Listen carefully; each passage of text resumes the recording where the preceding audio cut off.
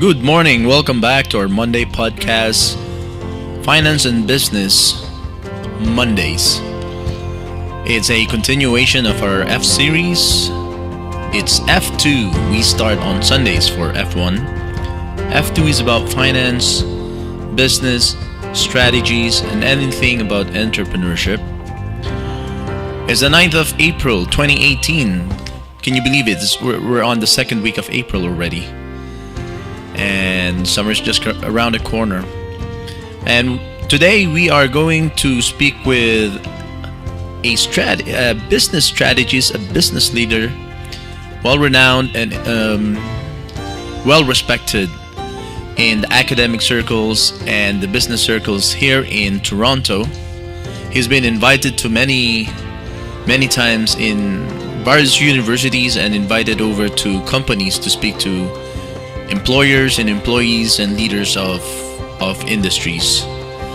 Mr. Alexander Micheal Gittens is in the house, and it's very compelling when you listen to this man. You will have a special moment because you will see a lot of insights and a lot of wisdom that all of a sudden sparks in your mind. It's better if I just let you listen a little bit about a snippet in our conversation. Let's take a listen. Is there a connection between the business strategy and the musical background that you... What a question. That's a really cool question because the 10,000-foot view would say no. They would say these are different things. But they're actually concentric circles. Just like when you throw a pebble in the water, it ripples outward. Mm-hmm. In music, I learned to love the way things combine. Harmonies, melodies, the way staging goes with ideas, the way lighting goes with ideas, the way you put together a show. When you're doing a concert, you want moments when you can interact with the audience, moments when you can tell a story and have big crescendos. So I bring those artistic sentiments to everything that I do, those lessons, those storytelling, and I didn't realize until recently how apt that is and how instrumental it's been in what I do. But I bring that art and that beauty, I try to everything I do. Yeah. There you go, folks. That was just a little foretaste, a little sip from a fountain of wisdom, a fountain of knowledge and revelation from a wise man who teaches CEOs about business strategies, university business students about strategies, about greatness. So please don't go away. When we come back, we will listen to a full interview with Mr. Alexander Micheal Gittens.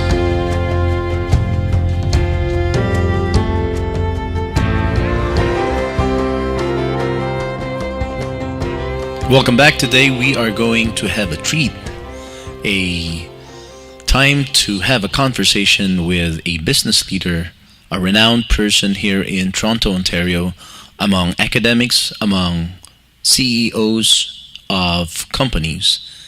Mr. Alex Micheal Gittens is a consultant in business. He's a strategist, an author, and a speaker. And I had this opportunity to get to know him a little bit more in our downtown studio.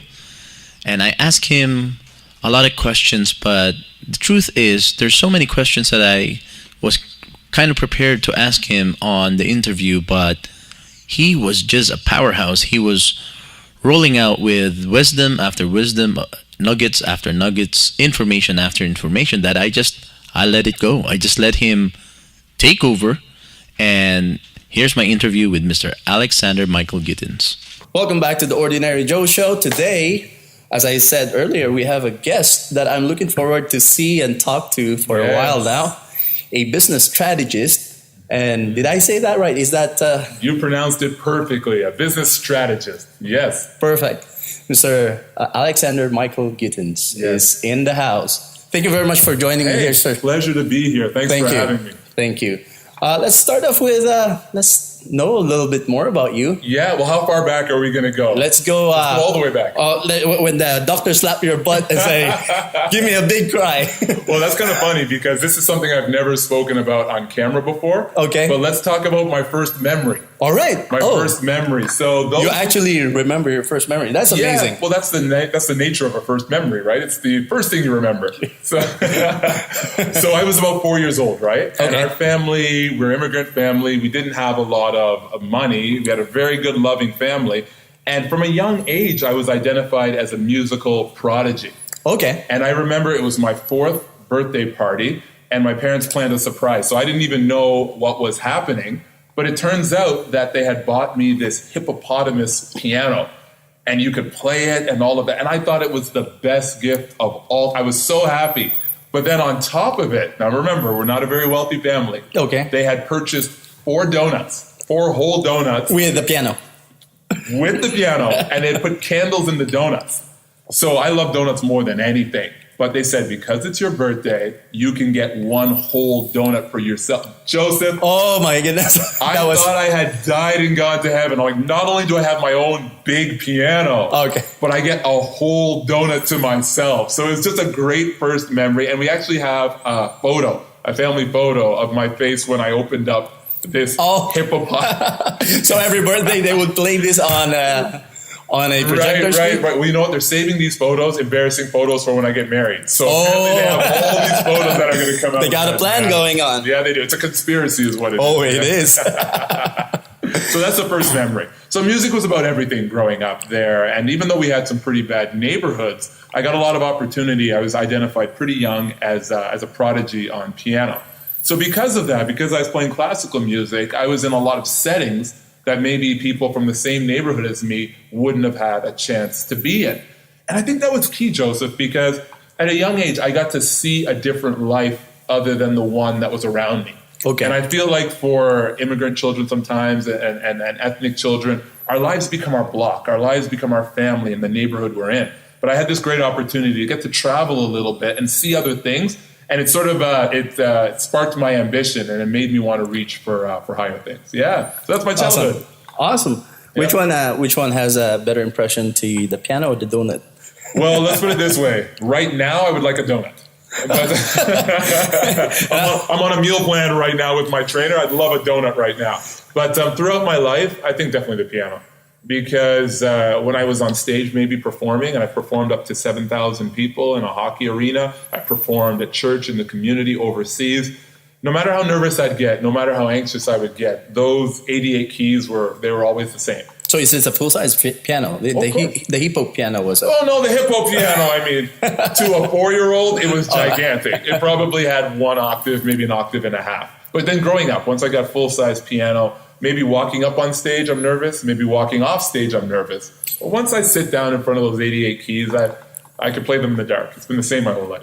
So I might think that even before the 4th birthday, you already shown some sign. Definitely. That's why they chose the piano. It's kind of cool that you mentioned that. So we had a music pastor at our church. And we had a large church, and they would put on Christmas cantatas, Easter plays. And because the church was so large, they would actually have live animals that they'd bring in for the nativity scene. And then for Palm Sunday, Jesus would ride in on a donkey. And so those images and the music stuck with me. So one day, the music pastor from the church was at our house, and I was tapping out the rhythm from some music that he had written. And no one knew what I was doing, but he picked up on it right away. And so when I was about 2.5 or 3 years old, he told my parents, get that kid music right away. So they didn't realize how serious he was about it. But I was identified as a musical prodigy very, very young. Yeah. That's awesome. Kind of cool. Yeah, that's awesome. Yeah. Is there a connection between the business strategy and the musical background that you... What a question. That's a really cool question, because the 10,000-foot view would say no. They would say these are different things. But they're actually concentric circles. Just like when you throw a pebble in the water, it ripples outward. Mm-hmm. In music, I learned to love the way things combine. Harmonies, melodies, the way staging goes with ideas, the way lighting goes with ideas, the way you put together a show. When you're doing a concert, you want moments when you can interact with the audience, moments when you can tell a story and have big crescendos. So I bring those artistic sentiments to everything that I do, those lessons, those storytelling. And I didn't realize until recently how apt that is and how instrumental it's been in what I do. But I bring that art and that beauty, I try to everything I do. Yeah, well, I remember trying to get my little 6-year-old now to piano lessons. Sure, sure. And one of their big flagship slogan at that place was that it actually helps. Something like they were saying, kids that are involved in music it has higher IQ. Oh, okay. Yeah, so Yeah. that's amazing. Sure, sure. Yeah. So what got you? Other than being a piano prodigy, is there anything else that you were so interested in as a kid? Yeah, I wrote an article, and I started off by saying I wanted it all. And that's how the article started. So it kind of framed where I was going from there. But I think a more accurate way of saying how I felt as a teenager and maybe a preteen is I didn't want to be nothing. I think that's what I felt like. I felt like I was in constant danger of living a life that amounted to absolutely nothing.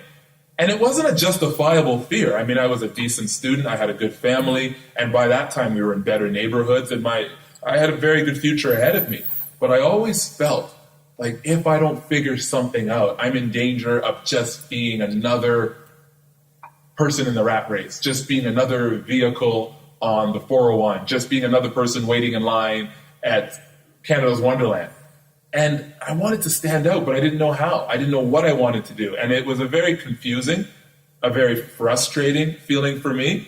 And I knew romantically and passionately that I would find the way somehow. But Joseph, I didn't have a clue where to look. I didn't know where to start.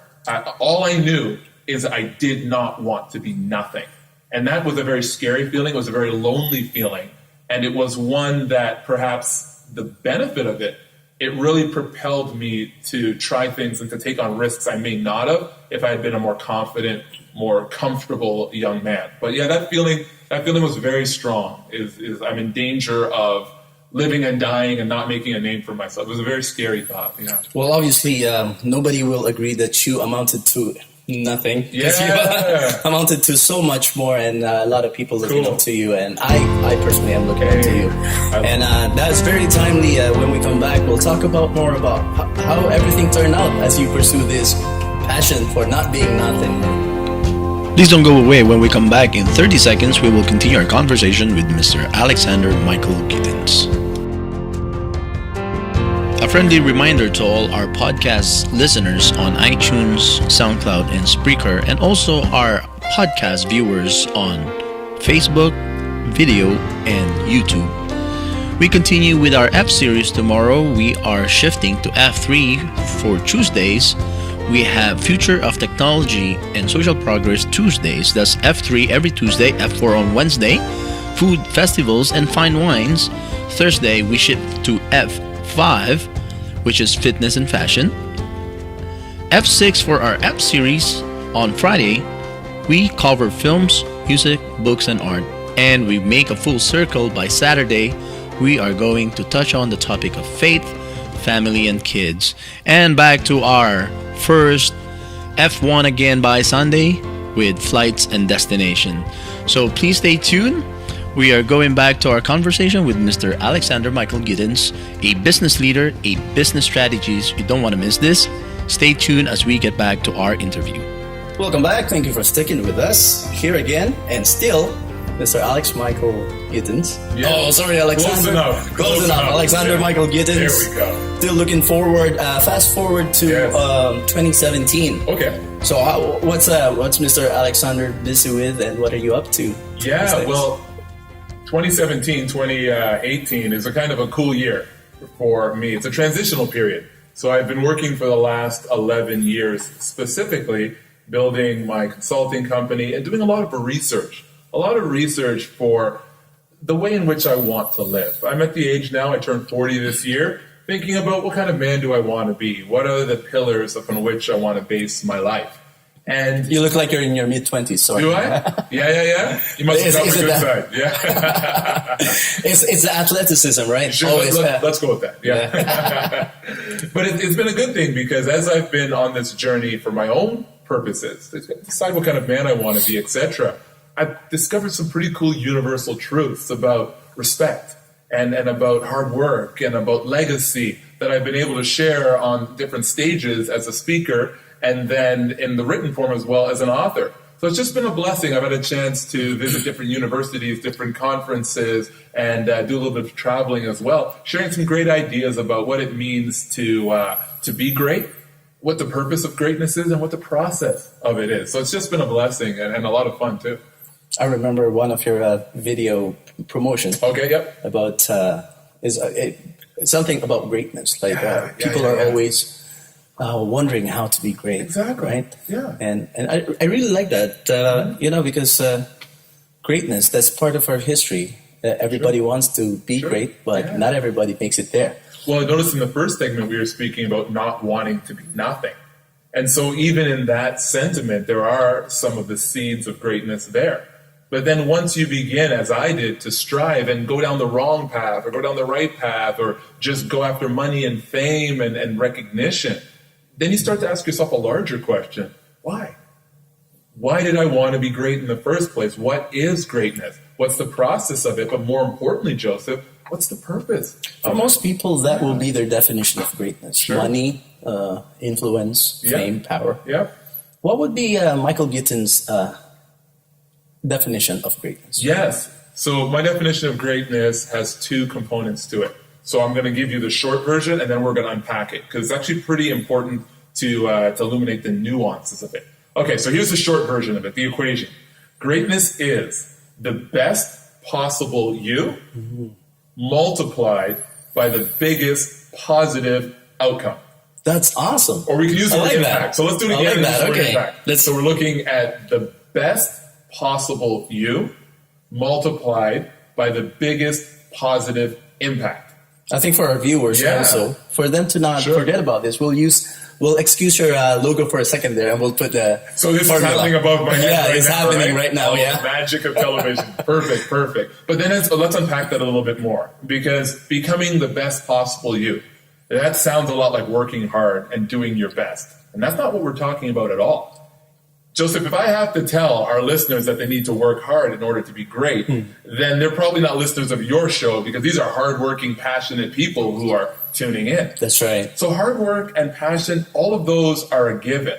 But when I say the best possible you, I'm talking about moment by moment. Are you developing your talents? Moment by moment, are you operating inside of your passions? And even more importantly, with each incremental choice and action you make, are you making those in alignment with your highest values? So not just when you're choosing a major in school, not just when you're applying for a job, not just when you're looking for a mate. In the small, seemingly unimportant, incremental decisions you make, are you bringing the most of your values to that? That's an amazing It's insight. incredible, right? So That's it's an not just amazing doing insight. my best. That seems overly simplistic. It's moment by moment.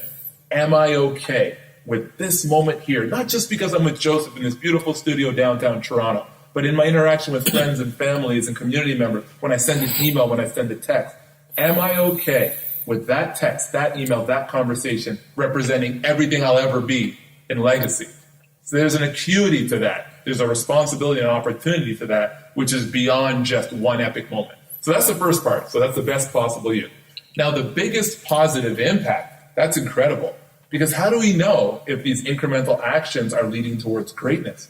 Well, we want those actions trending towards big, global, beautiful impact. So things like respect and courage and chivalry and looking out for the little guy and giving more than taking. When you start to trend in those directions, you're becoming the most you and making the biggest impact. So it's this beautiful, beautiful blanket of potential and opportunity and responsibility that I feel enveloped in.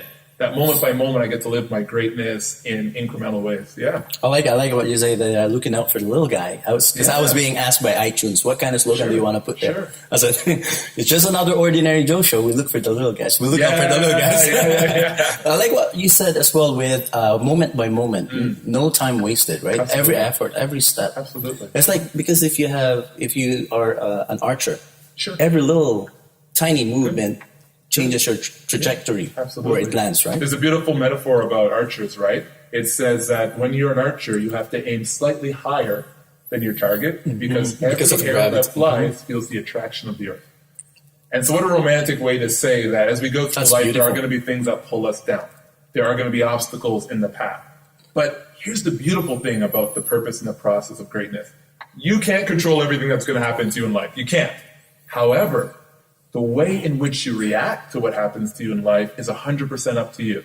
So even when things don't go your way, your freedom to choose your next action is completely up to you. And therein is what Viktor Frankl calls the last of the human freedoms. No one can take that from you. You get to choose how to react in every situation. I think the reaction is the key, right? It is. Because either bad or good, if you reacted or responded the right way, exactly. It actually benefits. And how do we know if it's right? We get right back to the greatness equation. Am I operating inside of my talents, my passions, and my values? And my purpose to create the biggest positive impact being the highest expression of everything I am? So it's this beautiful revolution that happens between what's happening in the world. How am I going to respond inside of my values? What am I going to do? How am I going to manifest all that I am? And the cumulative effect of those incremental actions is something called greatness. That's awesome. That's so cool, awesome. Huh? It's beautiful, it's poetic, and more than that, it's actionable, it's tangible, and it's immediate. It's something you can do right now, and if you're truly interested in being greatness, you do it in every collection of moments from now until your last. Ordinary Joes and Ordinary James was listening to our show today. I hope you're picking up a lot of insights and a lot of poignant points that you can apply in your life. Don't go away. When we come back, we still have Mr. Alexander Micheal Gittens. Please don't go away. When we come back in 30 seconds, we will continue our conversation with Mr. Alexander Micheal Gittens. A friendly reminder to all our podcast listeners on iTunes, SoundCloud, and Spreaker, and also our podcast viewers on Facebook, video, and YouTube. We continue with our F series tomorrow. We are shifting to F3 for Tuesdays. We have Future of Technology and Social Progress Tuesdays. That's F3 every Tuesday, F4 on Wednesday. Food, festivals, and fine wines. Thursday, we shift to F5, which is fitness and fashion. F6 for our F series. On Friday, we cover films, music, books, and art. And we make a full circle by Saturday. We are going to touch on the topic of faith, family, and kids. And back to our first F1 again by Sunday with flights and destination. So please stay tuned. We are going back to our conversation with Mr. Alexander Micheal Gittens, a business leader, a business strategist. You don't want to miss this. Stay tuned as we get back to our interview.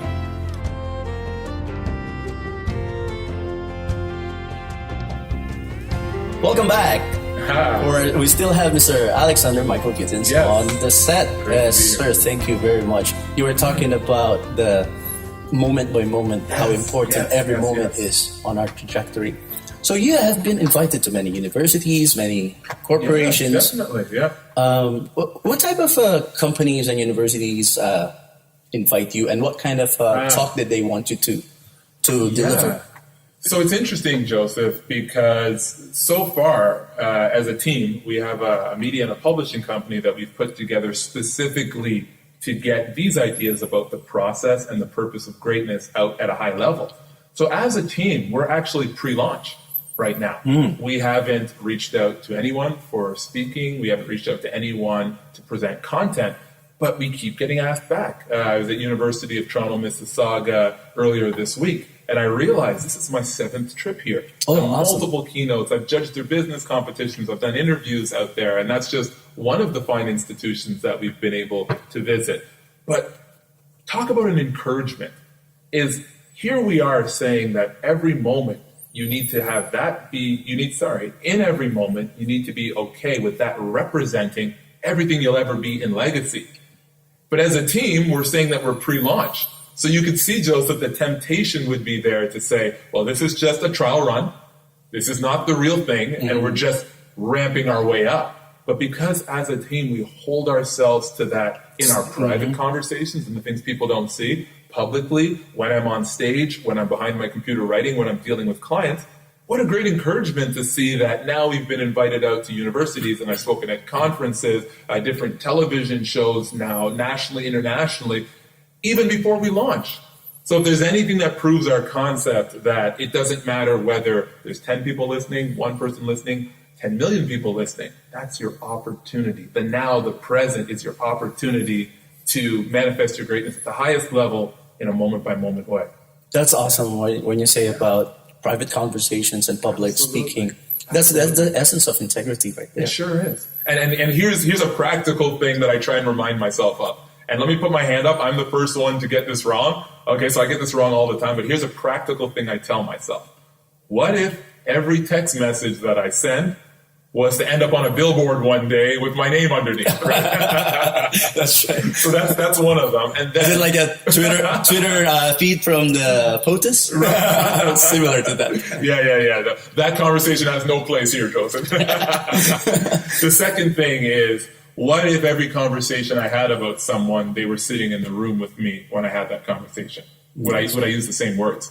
So that's something that truthfully I need to remind myself of more often. But it's a great sort of maxim. It's a great rubric to think about, am I truly treating each moment as if it's the only moment upon which everything... Because if you only had this one moment, if this was all there was, then yes, we're going to laugh, we're going to have fun, we're going to share. But we're going to make sure that we talk about what it means to be a man, what it means to be a Canadian, what it means to be blessed with all of the resources that we have, and what do you do with that? What's the responsibility of all of this opportunity and all of this technology? What does it mean to be your best? If we don't talk about that, it's a wasted opportunity.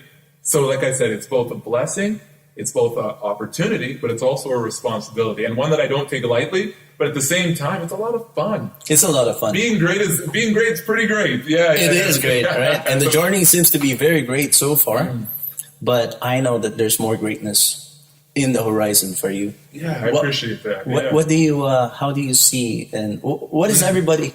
What can everybody expect from you? And what do you expect from yourself? Yes. So this is a good question, because you're actually saying this right as the team and me are discussing this. So I'm an academic. I went to 4 universities there, and I love the well, let's not say love, because research is very difficult, but I appreciate the process of unpacking ideas, combining them, and putting them together at a very high level. So what I do, Joseph, is before I write an article or before I do a speech or any sort of topic, I do academic research on what I'm doing, and I put out an essay. So you've read some of my essays before. That's right. But truthfully, we ask ourselves, what would this essay written at the master's level or the PhD level, what would that mean to young AMG who is 6 years old or 9 years old or 10 years old? Or the ordinary Joes and ordinary The ordinary Joes, the people, the good, hardworking people that make up everything that Canada is, that make the whole world go round here. And that's what we think about. We think about how many different ways can we get these ideas out so they become real and present in people's lives. So that's a beautiful challenge. So right now, yes, there's a lot of essays, the conferences I speak at, people wearing nice suits and all of that. But we're going to be talking about doing smaller chunks of information, video information, doing more community events, doing things in smaller sound bites and more quotes than that, and just giving people little nuggets of greatness, little moments and ideas they can take with them. And so what that looks like, we've got a couple things up our sleeves, some exciting things coming, but to bring such incredible lessons to the level of hardworking people every day, that's just that's something I'm very excited about. And opportunities like this, and thanks again for having me on your show. Opportunities to chat with a gentleman who's dialed in and plugged in to what's happening with the everyman and on the ground there. I mean, that's it's just the best thing. It's fantastic. Well, it's a platform for every ordinary Joe out there. Sure, I'm just a fellow learner for all our listeners. Yeah. Alexander, if I am an academic, if I belong to an academic institution, or if I am a manager or a director in a company, what type of situation should I be thinking about that will help my company to bring you over and speak to mine? Great question. At this point right now, I have my palms open. I say, if I have time on my schedule, get a hold of me and I'm there. I was so lucky, Joseph. I made so many mistakes in my life. I went down the wrong road so many times. If I was from another country, another time, another area, who knows where my life had gone, because I made every mistake you can make. But I was given a second chance and a third chance and a fourth chance. And probably the last possible minute, I started going in the right direction there. So I look at this information as I'm a steward of it. I don't own it. It's not mine. I don't control it. I'm a steward of this. So at this point, if there's room in my schedule, contact me, I'm there. Moving forward, as things change with the way in which we deploy our ideas there, the question we're always going to ask ourselves is, how can we affect the most people in the biggest positive way? And that's when we'll use more media and all of those things. But right now, I mean, it's just so great to be able to share one-on-one. It's a situation that probably won't last forever. Yes. But if you're a director of a corporation or a CEO, or if you have a university group that you're at, or let's say you're in the community and you're working with at-risk children and you're in a neighborhood, we say, well, Alexander grew up in some poor neighborhoods. Alexander had his scrapes with the law and started the wrong kinds of businesses. He can speak to these children. I'd say, yes, call me up. I'm already in. I've already said yes. It's a blessing to be able to share with people who are in the same situation I was in and could use a little motivation or just some ideas to help them become their highest expression of everything they are.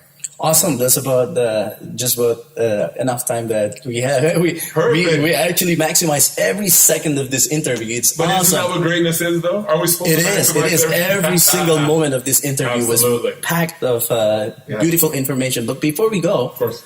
would you like to tell our listeners and our viewers Yes. how would they be able to contact you? Great question. So Alexander Micheal Gittens, Gittens, on LinkedIn. If you're a business person, you can just find me there. Facebook, Instagram, YouTube. Just type in Alexander Micheal Gittens. Oh, and if you social forget media. all of that, then just go to alexandermichealgittens.com and there's links to everything there. If you DM me, you message me, I will actually get back to you. I actually respond to all my comments and all of that, and we'll share some ideas together. Mr. Alexander Micheal Gittens in the house. Thank you very much for being Thank you here. for having me, brother. Please, Yes. this is not the last time. Hopefully not. Hopefully you not. come back very soon, okay? Sounds great. Thank you very much. And thank you very much for all the listener. Come back again next time on another episode of It's Just Another Ordinary Joe Show podcast version. Fantastic. Have a good day. Bye-bye. Thank you, sir. Yeah. Good stuff. A friendly reminder to all our podcast listeners on iTunes, SoundCloud, and Spreaker, and also our podcast viewers on Facebook, video, and YouTube. We continue with our F series tomorrow. We are shifting to F3 for Tuesdays. We have Future of Technology and Social Progress Tuesdays. That's F3 every Tuesday, F4 on Wednesday. Food festivals and fine wines. Thursday, we shift to F5, which is fitness and fashion. F6 for our F series. On Friday, we cover films, music, books, and art. And we make a full circle by Saturday. We are going to touch on the topic of faith, family, and kids. And back to our first F1 again by Sunday with flights and destination. So thank you all for listening to us today. We hope to see you again for another episode of It's Just Another Ordinary Joe Show podcast version. Please invite your friends, your family to come over and listen to us. Remember, you can find us on iTunes, Spreaker, and SoundCloud on audio. And for video podcasts, we are available and free for access on Facebook page, videos, and YouTube. God bless you all, and we'll see you again in another episode of It's Just Another Ordinary Joe Show podcast version. God bless you all, and we'll see you again very soon.